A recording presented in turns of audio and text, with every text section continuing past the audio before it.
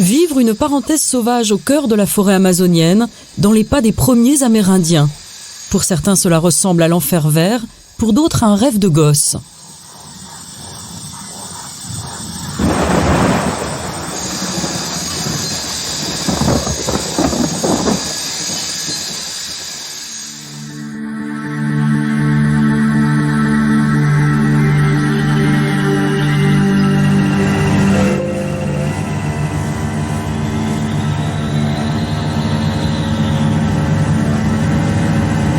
Michel Aloike est un Amérindien Wayana. Il a été le premier à proposer aux touristes une expédition au cœur de son territoire, l'une des expéditions les plus exigeantes de Guyane. Un périple qui remonte le fleuve Maroni jusqu'à sa source, jusqu'au mont Tumucumac à la frontière du Brésil. Des sommets si difficiles à atteindre qu'ils sont devenus mythiques.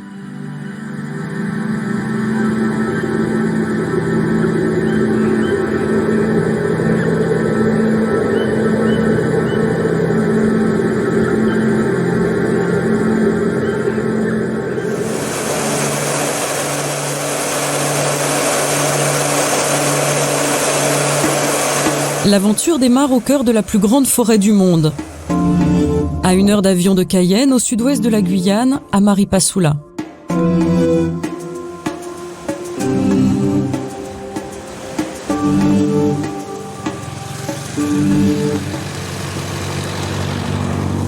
Sur les rives du fleuve Maroni, face au Suriname, Maripasoula, c'est une ville créée de toutes pièces au milieu du XXe siècle, après la découverte de l'or dans la région.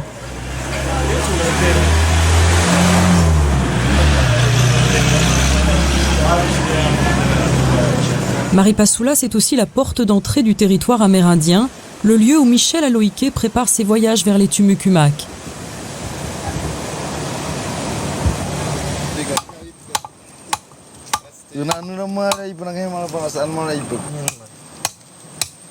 Dans 24 heures, il recevra 6 nouveaux clients prêts à se confronter à la magie et à la brutalité de l'Amazonie. Les 3/4 du périple se feront en pirogue, la pirogue traditionnelle des Amérindiens.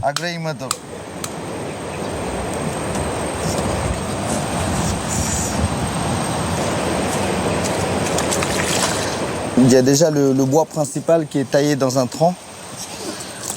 Il est coloré noir parce que tout simplement il a été brûlé pour pouvoir l'écarter. Et c'est un vrai arbre ? Et c'est un vrai arbre.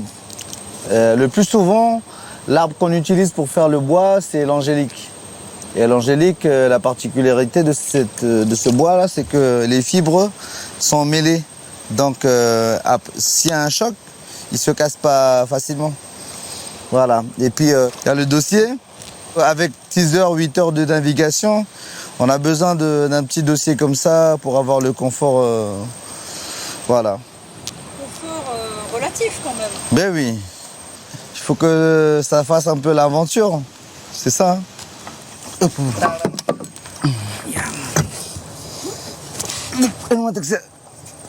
Vas-y, pousse la pirogue. Comme ça, je peux fixer le moteur.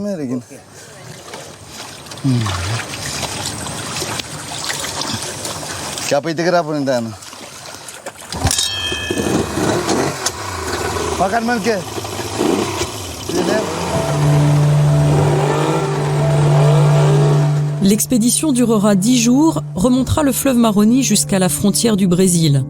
Près de 200 km vers le sud de la Guyane, de Maripasoula au mont Tumucumac, au cœur du parc amazonien, normalement interdit d'accès.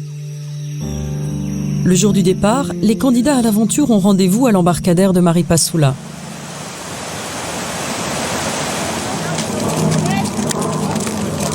Ils sont 6. 6 copains qui viennent d'arriver de Cayenne et rêvent de se confronter aux plus rudes de la Guyane. Il y a Seb, agent EDF et rugbyman. Julien, ingénieur et chasseur. Mehdi, kinésithérapeute et boxeur. Mais aussi Benoît, Laurent, Jean-Vic. Tiens. J'espère que vous êtes des bons pêcheurs. Hein. On espère aussi. On va essayer. Ça, on peut le mettre là où on va être assis.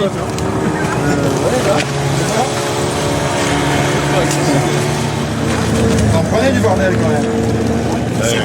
Le minimum. Et on s'est limité. Mets la bâche qu'on protège les bagages. Et mets l'autre par-dessus. Ils partiront avec 2 pirogues et 4 accompagnateurs amérindiens. Bon allez, maintenant on va me donner les papiers, on va bien voir. Maintenant, techniquement, on n'aura pas de problème. Dernière formalité avant de partir, une visite à la gendarmerie de Maripasoula. Bonjour.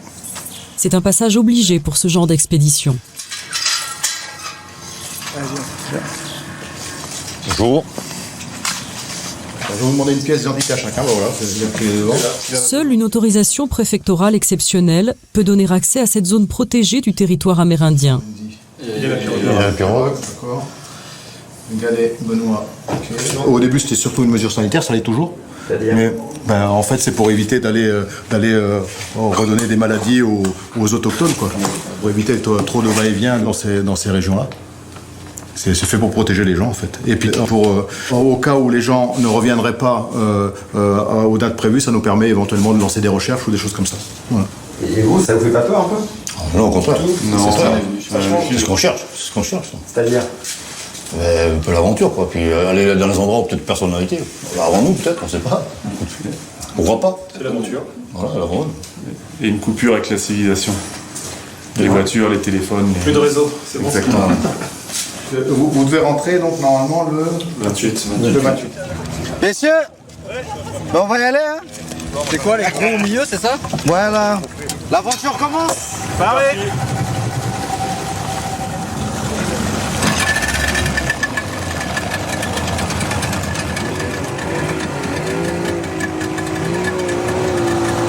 Michel Aloïké va leur ouvrir les portes de ce territoire méconnu, le territoire de ses ancêtres.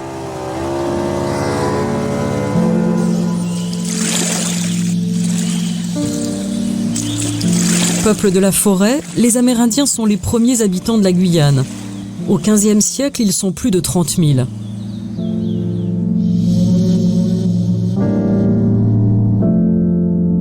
Décimés par la colonisation, les épidémies et la destruction de leur environnement, ils ne sont plus que 6 000 aujourd'hui, dont seulement 800 Wayana.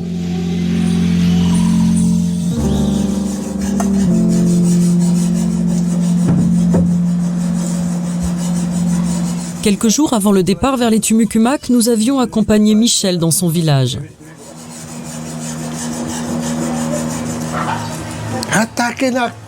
Né sur les bords du fleuve Maroni, il est le petit-neveu du grand chef des Wayana, Amai Poti.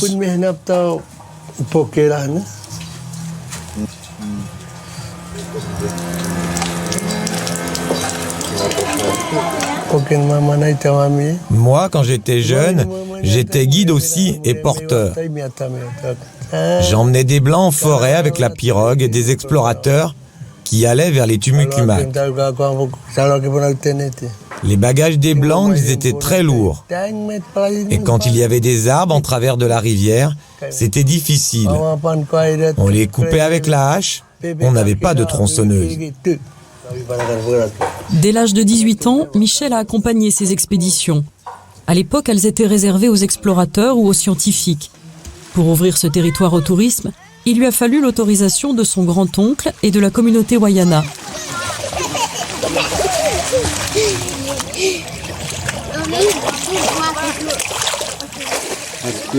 Ton projet d'emmener des touristes, c'est bien. Je l'ai accepté parce que l'avenir ici, c'est difficile. Là, ça te donne du travail. Sinon, vous feriez quoi, vous, les jeunes Wayana?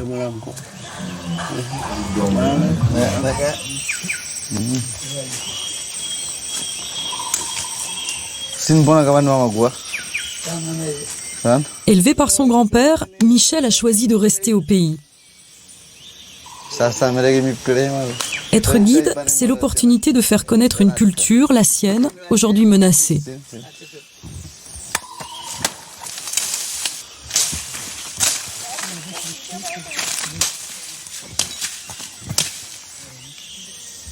Je montre à tout le monde la façon de comment nous on vit. Il faut qu'ils sachent que on a aussi, à part la vie occidentale, nous aussi on a la vie culturelle, quoi. Une vraie histoire amérindienne. Voilà,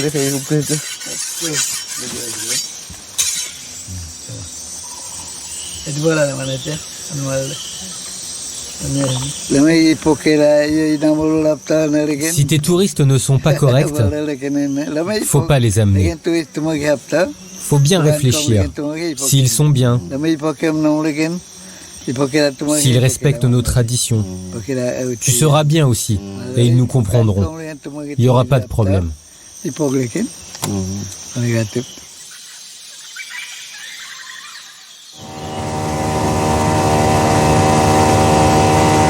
À chaque expédition, Michel initie ses clients dès le premier jour aux traditions amérindiennes, à commencer par l'incontournable kachiri, la bière locale.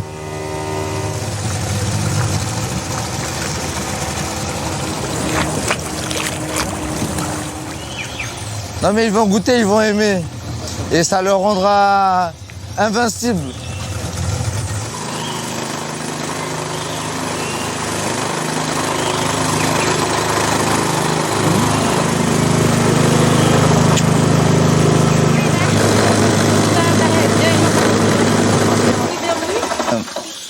Dans le village où Michel a grandi, c'est sa mère qui la prépare. Le kachiri, c'est une boisson à 5 degrés d'alcool, fabriquée à base de manioc fermenté. Et pour affronter les tumucumacs, Michel en a prévu 20 litres. Ouh, elle est prête. Tout ça? On a vraiment besoin de tout ça? Ben oui. Pour tirer la pirogue, il faut avoir de la force. Hein. Ouais, ça s'appelle Macari, ça? Macari? C'est le mieux, quoi. Benoît et Sébastien vont être les premiers à tester. Alors? C'est bon. Ça passe très bien, ouais. Je sais pas quel effet ça fait si on en boit des litres, mais ça passe très bien.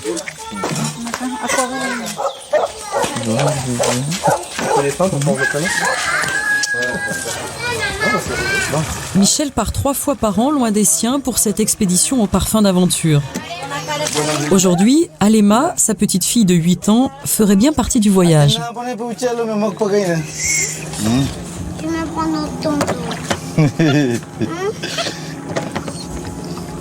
C'est pas possible. Elle veut partir avec moi, mais je peux pas l'amener. Pourquoi? C'est dangereux là où on va? C'est pas dangereux, c'est difficile, quoi, c'est tout. En plus, on marche dans la boue aussi, hein. Ouais. Et il y a des serpents, il y a des anacondas, des jaguars. L'année prochaine, je t'amène, d'accord? Bon, ben, on va y aller, hein? Allez, allez, va voir maman, vas-y. Allez. Je vais mettre dans l'eau. Bon, en tout cas, les enfants, t'as une sacrée autorité, hein. Tiens, c'est comme le pervier. Allez, boulot, les gars.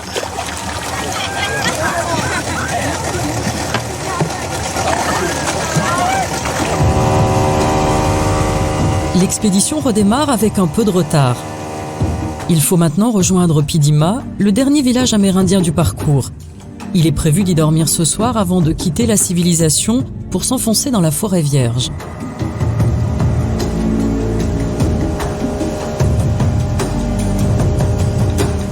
Les 6 membres de l'expédition connaissent tous la nature guyanaise, les sorties en forêt, mais aucun d'eux ne s'est jamais aventuré aussi loin. Rejoindre les Tumucumacs, c'est un défi tout particulier pour Jean Vic. 56 ans, mécanicien dans l'armée, le doyen du groupe.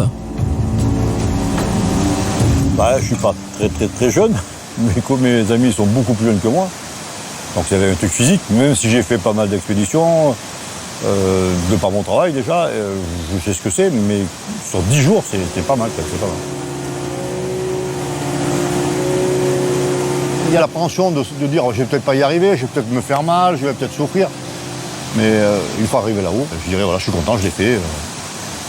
Voilà, j'y suis arrivé.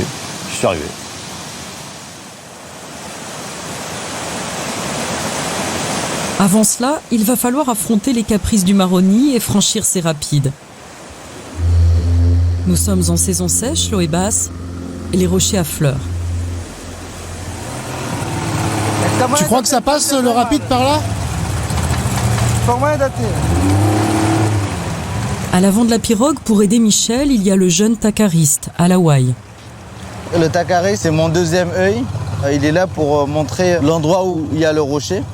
Donc il a un petit takari pour pouvoir voir la profondeur de l'eau. Et c'est en fonction de ça que moi, je peux décélérer ou bien accélérer. Et c'est un travail avec une précision, je pourrais dire. Si tu rates par exemple 2 cm là, dans un rapide, tu risques de chavirer.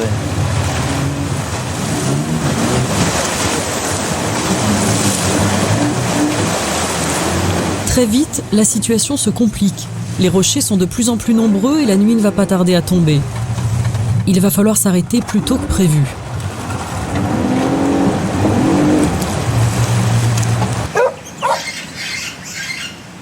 Ce sera au village amérindien d'Antekumpata. 300 habitants, un petit coin de France au bout du monde où les coutumes restent Wayana. Lorsqu'on s'arrête, il faut toujours demander l'autorisation au chef du village. Ne pas débarquer comme ça, parce que faut savoir que les villageois ont leur propre vie et on essaie au maximum de ne pas les déranger. À Antekumpata, le chef du village est un Lyonnais installé ici depuis plus de 50 ans, le seul chef blanc d'un village amérindien. Bonjour, tu vas bien? Ouais. Si tu veux, j'ai une maison qui est vide. La nuit arrive et j'ai touché 2 rochers avec le moteur. Ok, installe-toi. Si vous avez du pain, ouais. Vous improvisez tout le temps dans ce genre de... Mais c'est ça qui pimente l'aventure. À la bonne franquette, comme on dit. On savait qu'il y aurait une petite part d'aventure, de choses non prévues et d'improvisation. Hein. Peut-être pas dès le premier jour. Mais bon, c'est pas grave.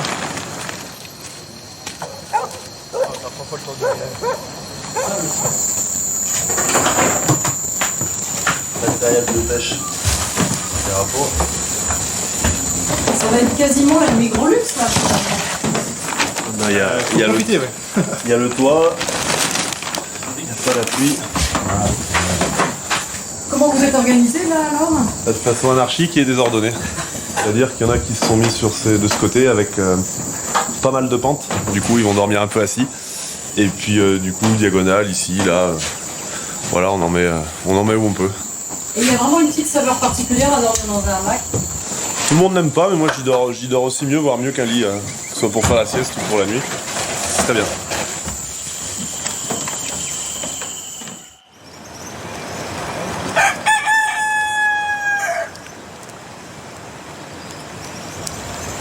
À 5h30, Michel est le premier debout. C'est quoi Michel? C'est le petit déjeuner. Ta chérie. C'est nourrissant, hein?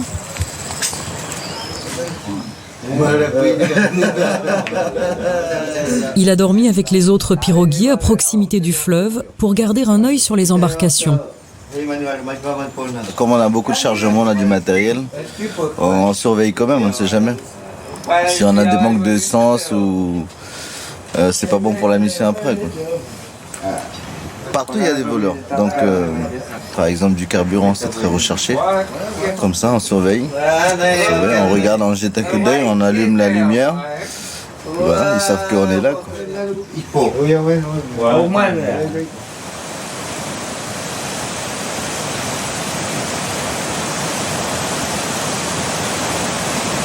Dans le groupe de copains, c'est Benoît le plus matinal.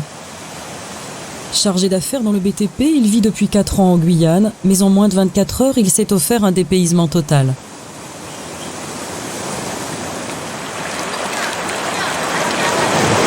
Se réveiller à Antekumpata, un petit village amérindien comme ça, en plein sur le fleuve, c'est toujours un petit côté, toujours côté aventure, mais il y a un petit côté magique. Enfin, on est vraiment que avec des Amérindiens. C'est un lieu où moi personnellement, je n'avais jamais mis un pied, donc c'est un petit bout d'inattendu. On ne sait pas sur quoi on va tomber. C'est magique, on peut dire que c'est magique, je pense.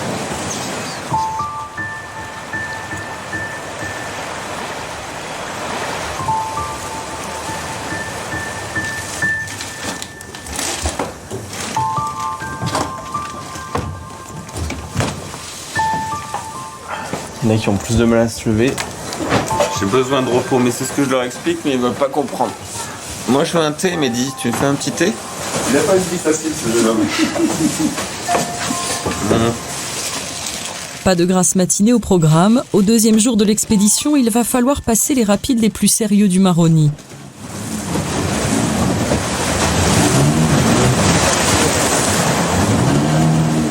Très vite, ils deviennent infranchissables.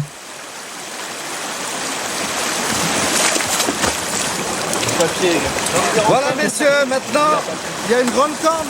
Je vous propose d'aller devant pour tirer et nous on guide la pirogue. Ok, on va pousser un peu par là.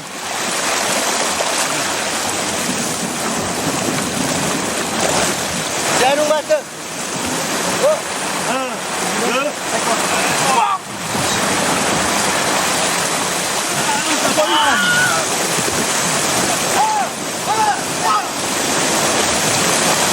Il y a moins d'eau qu'en pleine saison des pluies, du coup il faut tirer, pousser, parfois délester, amener les charges plus loin. Ah, c'est physique mais bon, on est dans l'eau donc on est au frais, ça va. On y va. Allez, 1, 2, 3.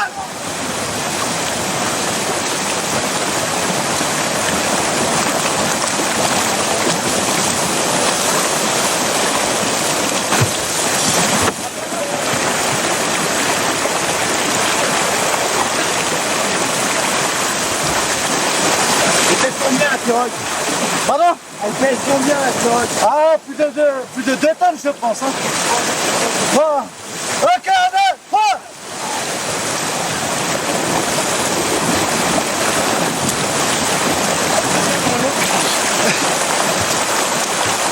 Center Park c'est nul. Ils éclatent comme des petits fous. Elle est bonne la cachérine maman? C'est la meilleure. Bon. Ok.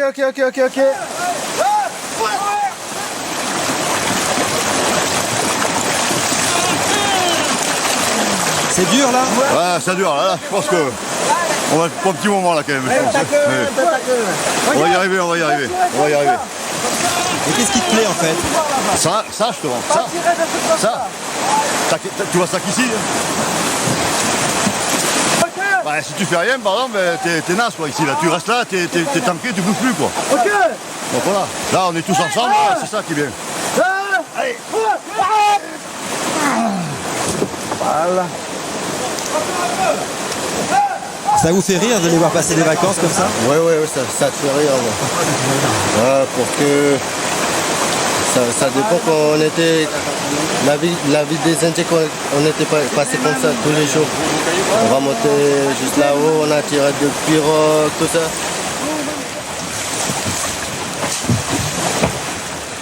Pour passer moins de 200 mètres de rapide, il aura fallu plus de 2 heures d'efforts acharnés.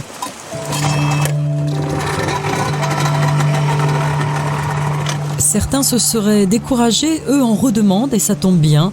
Des rapides, il y en aura d'autres à franchir ce matin-là. Le plaisir, c'est de participer, de vivre l'expérience, de vivre l'expédition. Quand on tire une pirogue dans un endroit dangereux, comme dans le Sceau, ou quand on galère pendant 2 heures sur des plus petits passages, il y a une grosse cohésion. On va tous à fond de ce qu'on peut produire en force, en courage, en mental. Et on est fatigué comme tout le monde met la main à la pâte. Le résultat, il dépend de nous, il dépend pas que des guides. Allez, ok.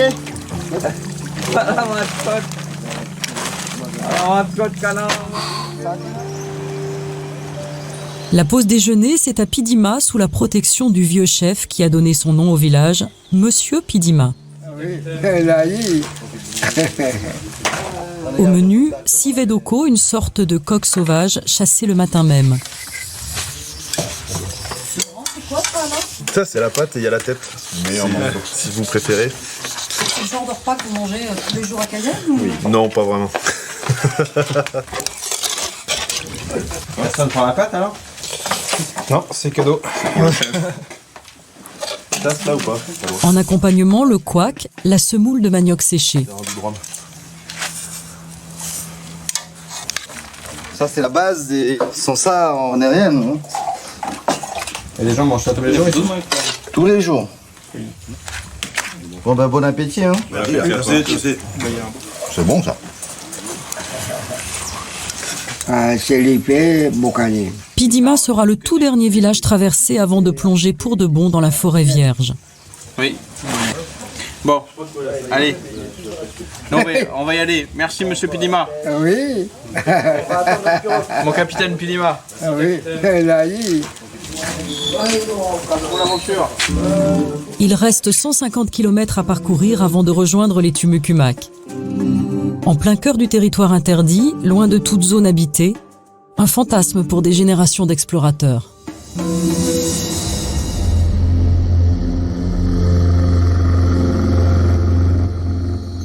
Au XIXe siècle, Jules Crevaux, chirurgien dans la marine, est le premier Européen à tenter l'aventure. Il veut cartographier cette chaîne de montagnes censée marquer la frontière avec le Brésil. Il sera, selon la légende, dévoré par une tribu d'Indiens anthropophages.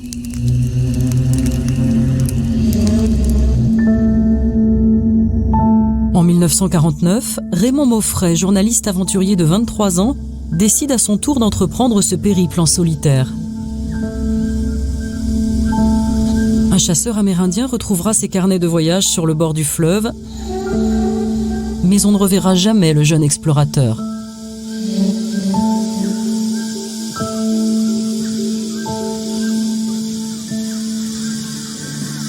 C'est quand même un mythe, c'était un peu une sorte d'Eldorado, donc de pouvoir y aller, alors que beaucoup d'explorateurs s'y sont cassés les dents, c'est là qu'est le vrai défi. Ce lieu mythique au fin fond de l'Amazonie, je pourrais dire, j'y suis allé.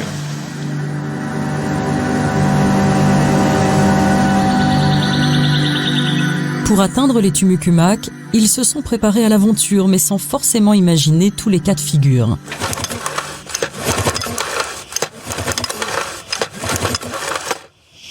Qu'est-ce qui se passe? En panne. Il y a un problème de je sais pas, peut-être chacement ou les bougies, je sais pas. Ou les batteries. Ça arrive souvent? Non, ça arrive pas souvent, mais des fois, oui. Tu retournes à Antekumpata, tu prends de l'essence. Oui, j'en prends. Et une bâche aussi. Oui, et je prends un nouveau moteur. Il va falloir attendre le retour du deuxième piroguier. Pour le moment, l'expédition est au point mort. Il faut savoir que il n'y a pas le magasin à côté. Lorsque tu es à Cayenne, tu as un souci de moteur, de voiture, tu sais que le garagiste il est à 200 mètres de toi. Ici, on se calme, on se pose, on sait qu'on va y arriver. Et surtout ne pas s'énerver parce que si tu t'énerves, que tu t'énerves ou tu t'énerves pas, le problème restera là même. Donc on attend et puis après, on va bien partir.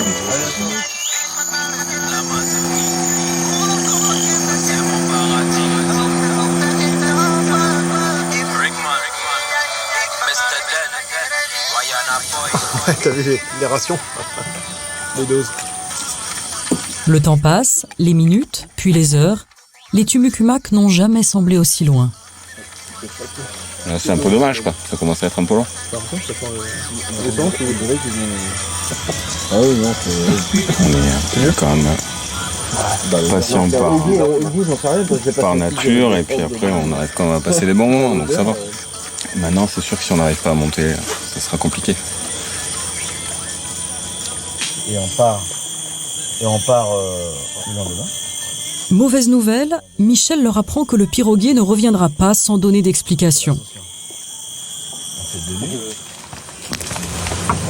Il va falloir faire demi-tour, repartir au village précédent pour y dormir et croiser les doigts pour que la nuit apporte une solution.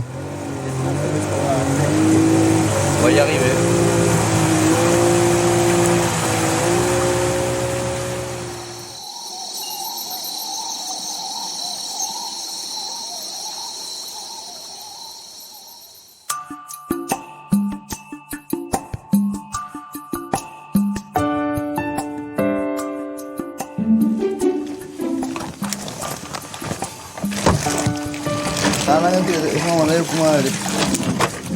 Le lendemain matin, il y a bien 2 pirogues prêtes à partir. Comme souvent chez les Wayana, la solution est trouvée en famille. C'est Yann, l'oncle de Michel, qui nous accompagnera finalement au Tumucumac. Bon ben les gars, on y va. Hein. Cette fois-ci.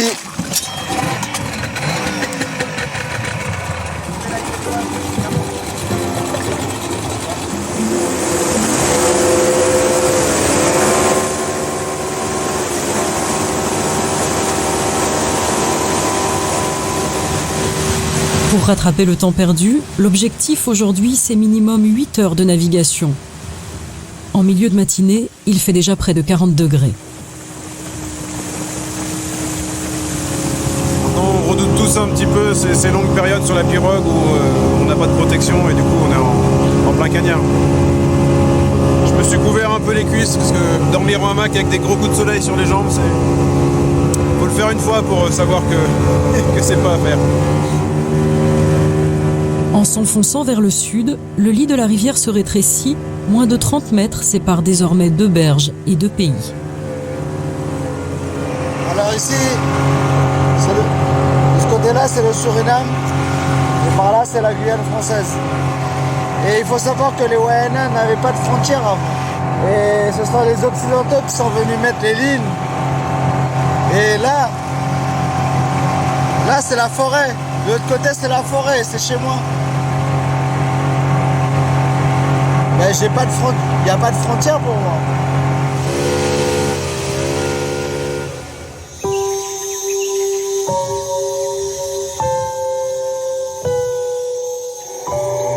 Le cœur du territoire Wayana, le territoire interdit, c'est une forêt inextricable, la nature à l'état brut. Les hommes sont rares à parvenir jusqu'ici, ils n'y sont que tolérés.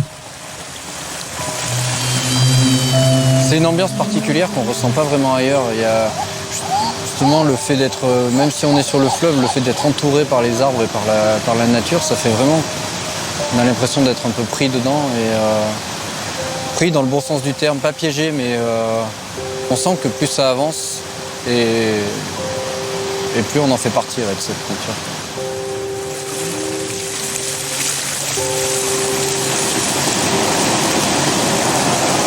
En finalement 3-4 jours, on arrive à atteindre des zones qui sont quasiment vierges.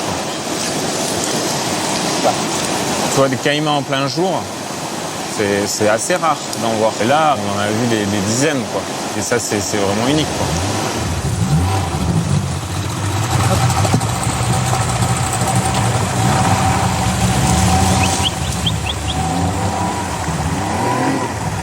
Dans ce secteur, la chasse est strictement interdite, sauf pour les Amérindiens qui ne tuent qu'en cas de stricte nécessité.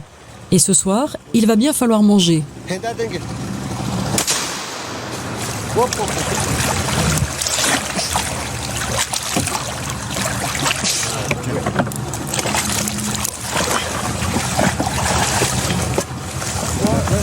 T'as une marmite, Yann? Ouais, il y a la marmite dessous là.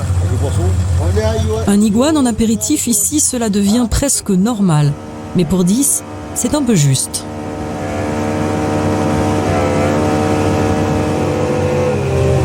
Un caïman.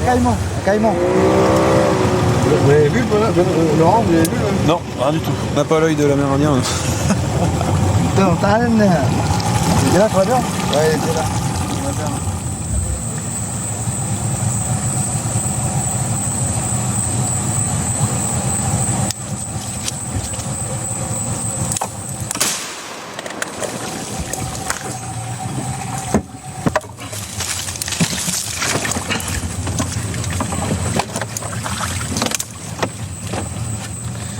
C'est bon, tu peux y aller. Qu'est-ce que tu vas en faire celui-là? On va faire une grillade ce soir avec ça. C'est bon? Oui, c'est bon.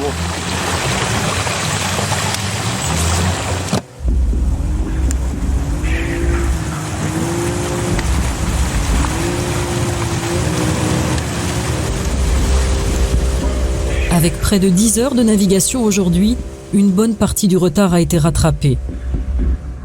La frontière sud de la Guyane et le secteur des Tumucumac ne sont plus qu'à une journée de pirogue. En attendant, il va falloir improviser un campement pour passer la nuit. Essaye de dégager ici, là, ça a l'air pas mal.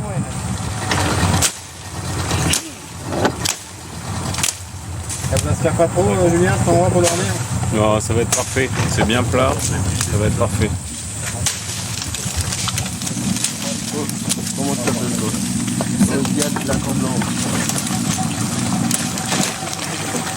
Il vous plaît ce camping? C'est pas un 4 étoiles, mais bon, c'est ce qu'on est venu chercher. C'est la première fois là. Vraiment en pleine forêt où il faut tout déblayer. Encore une expérience de plus.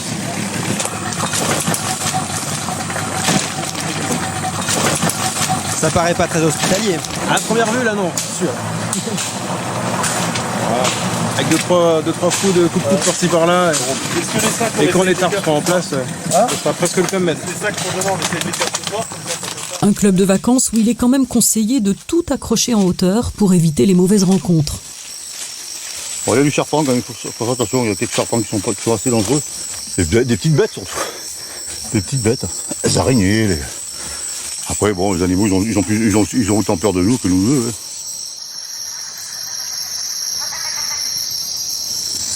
Une longue et chaude journée. Bien cramé. Ouais. Et là, la douche, non? Là, on va y aller. Hein. Après, quand on verra plus les bestioles, on pourra y aller. Quand il fera nuit.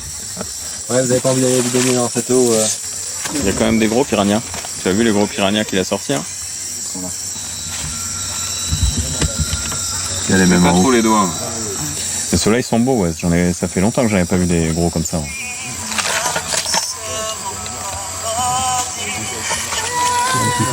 Pendant ce temps, en cuisine, la brigade Wayana s'active.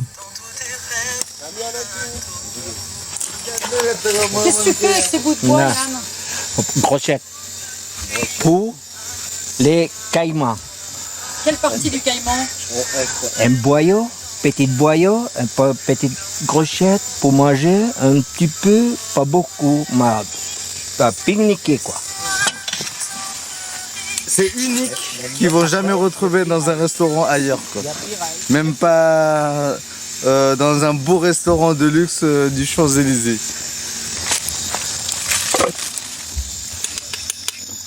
Caïman, on mange tout. Ça ressemble un peu au poulet pour moi. C'est pas mauvais. J'arrive pas à dire si ça tire plus vers la viande ou vers le poisson. Je pense même que je vais reprendre un petit peu.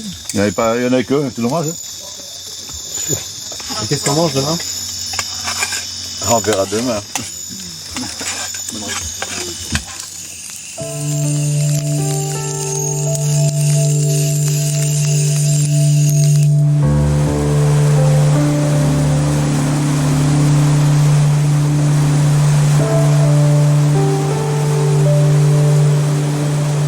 Sans un guide amérindien, aucun d'eux n'aurait pu parvenir jusqu'ici. Cette expédition, c'est l'opportunité incroyable de découvrir la plus ancienne civilisation de Guyane.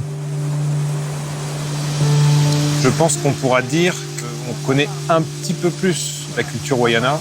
Ils ont une facilité à s'adapter au lieu, à la nature, à utiliser n'importe quelle branche haute pour faire un pieu, une rame. Enfin, on se rend compte au final qu'ils ont besoin de pas grand-chose.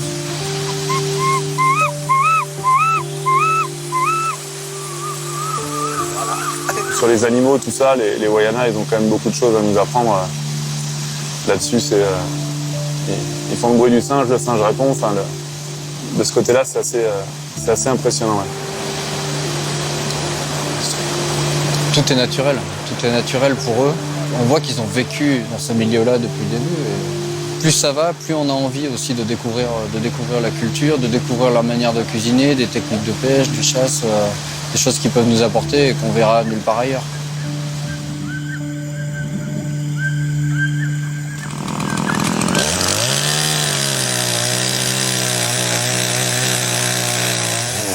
Le dernier jour de navigation avant de rejoindre le pied des Tumucumac s'annonce plus rude encore que les autres.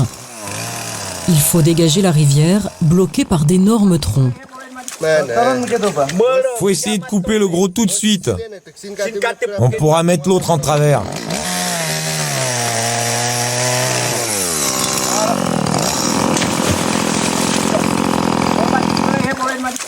Ouais, ça réveille le matin. Pas question de se blesser, à ce stade nous sommes à plus de 100 km du premier dispensaire, sans réseau téléphonique, coupé du monde. On y go. C'est pas les petits troncs de grand-mère qui vont nous arrêter là. Ouais, c'est bon.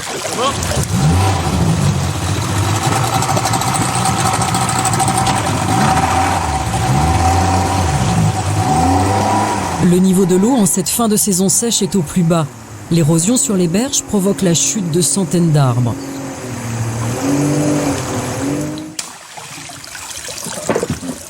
Dans ce secteur où personne ne s'aventure habituellement, la nature reprend ses droits.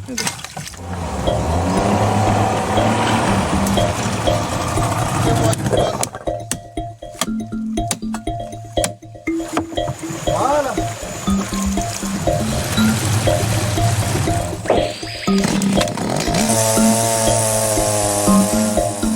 Bah alors là c'est l'aventure. Hein. On n'est pas rendu. Il y a des jours tu passais là, tu passes plus. Hein. On va y arriver.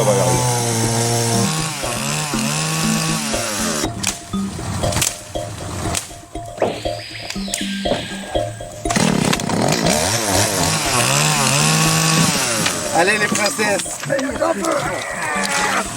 On baisse jamais les bras. Jamais. 6 heures et une vingtaine de troncs plus tard, l'Amazonie est devenue l'école de la patience. Tu vois, il mange. Tu vois. Il va toucher.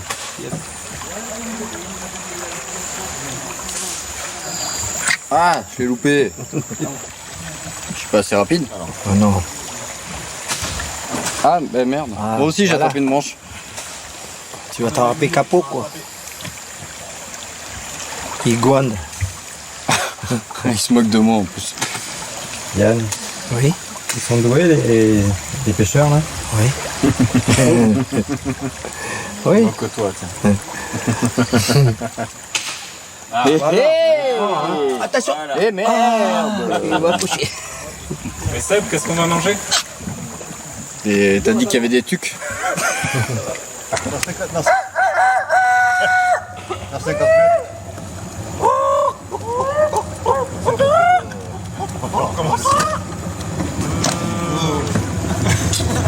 Ça me parle d'une structure. Allez, papa!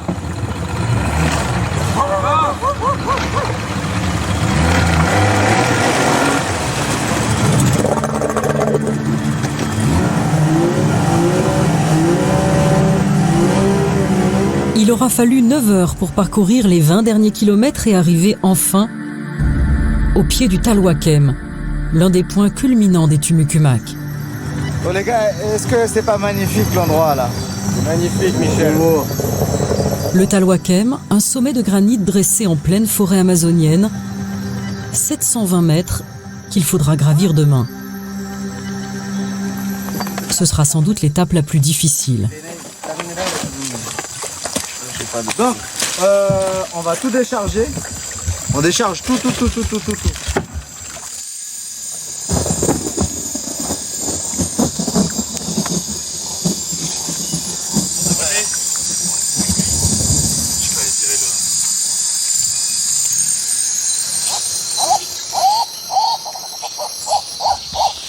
Bon bah messieurs, sac à dos à dos.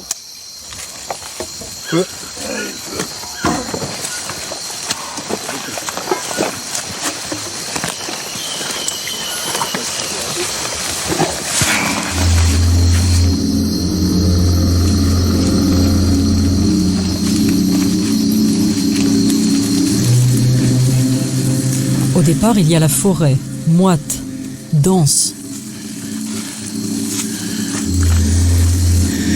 Là. Regarde le chemin.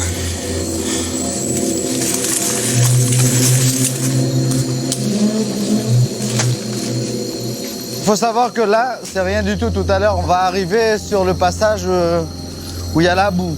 N'essayez pas d'éviter la boue, parce que vous risquerez de vous faire mal. Donc,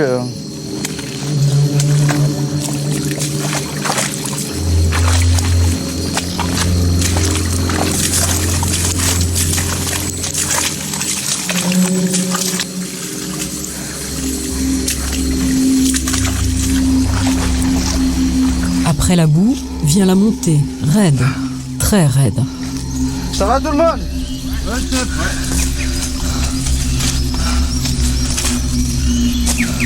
Plancher. C'est que le début. Ah, c'est dur. Je viens en Guyane. Oh, j'arriverai après, j'arriverai, c'est sûr. Ouais. Il y a un petit proverbe qui dit piti totika monte montagne.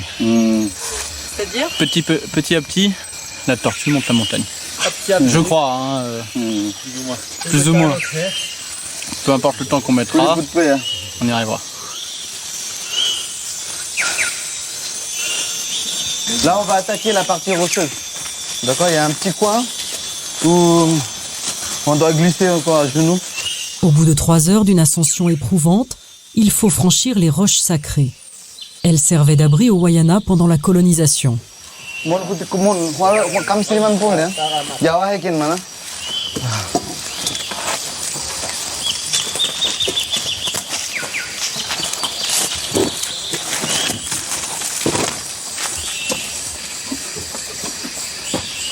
Autrefois, on vivait par là. On cherchait des endroits toujours très difficiles à l'accès pour pouvoir se défendre aussi. Pour les colons qui devaient venir ici pour chercher les Amérindiens, ils n'arrivaient pas. Quoi. Et c'est pour ça qu'on a reculé pour qu'on soit plus, comment dire ça, protégé par la nature.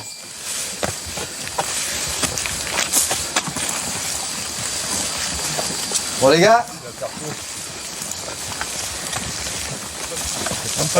Il est 14 heures quand le groupe sort de la forêt. Il fait plus de 40 degrés et le périple n'est pas à son terme. Voici le Talwakem. Et le campement, il est de l'autre côté là-bas. Magnifique. Magnifique. Ça vaut le coup, ouais. On est au début du Talwakem et du coup on va encore marcher un petit peu pour se mettre à l'ombre. Parce que là on est en plein soleil. Je pense qu'on va marcher une bonne heure en plein soleil. J'espère que plus j'aurai fait. Ça commence à cogner là.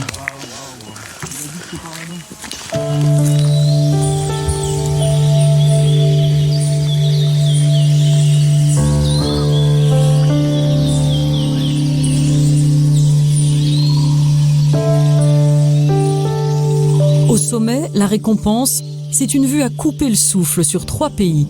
Guyane, Suriname, Brésil. 720 mètres au-dessus de la canopée.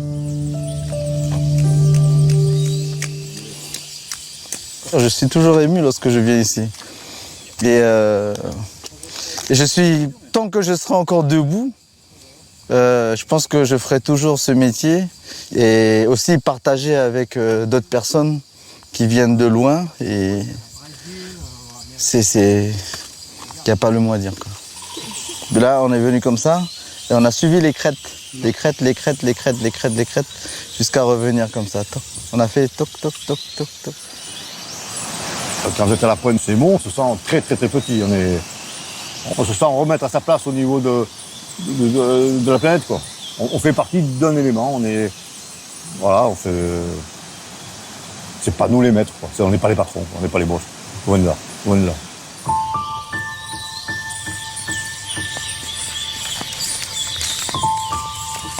Pendant 2 jours et 2 nuits, la vie va s'organiser au sommet du Talwakem. Une vie de Robinson sur le toit de l'Amazonie, le luxe des derniers instants loin de la civilisation moderne. Il y a vraiment la notion de quitter le confort, d'avoir pas grand-chose, mais au final, on se rend compte de ce qui est vraiment essentiel. Donc, c'est important et ça fait du bien. J'ai rarement ressenti ces sensations-là. C'est très rare quand même. Il y a une petite appréhension au fait de rentrer. Alors je serais très content de retrouver ma petite femme, mais après le portable, la voiture, en fait, sur 10 jours, on est mieux sans, quoi. Tu penses que tu rentreras un peu différent d'une expédition comme ça? Différent, je sais pas, oui, certainement, ouais. En tout cas, plus peut-être, je vais rentrer chez moi, je serai peut-être plus apaisé, plus tranquille. Enfin, je serai peut-être un peu différent, oui, c'est sûr.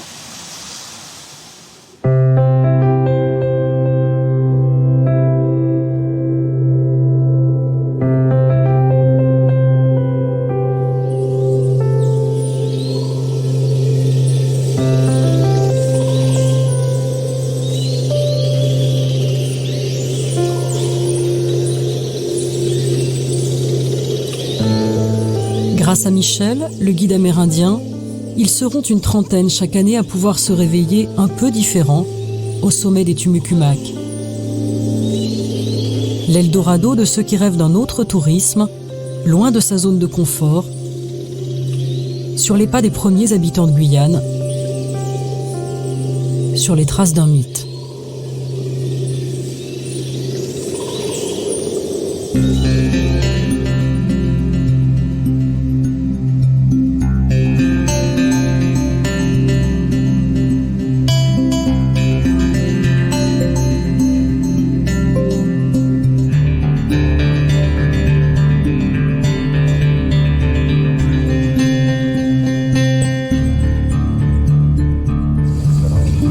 Un nom minus, c'est ouais, mais c'est beau.